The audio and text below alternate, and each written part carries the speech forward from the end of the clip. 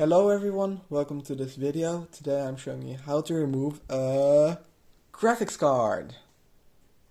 Okay, first you need to remove your side panel, which I have already done to save some time.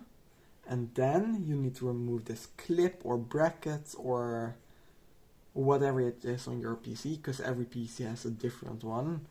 So first we're gonna remove the screws. Okay, so now I have removed the screws, so now we can take off this bracket. And that goes like that. Okay, so now that we have done that, we need to remove this power cable.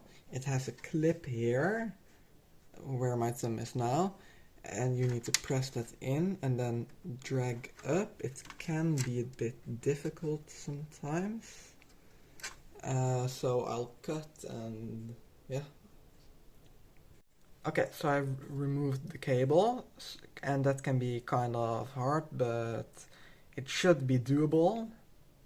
Just look at it, look how it's positioned, and just try to get it out. Be smart, you know. And yeah, then we move that aside.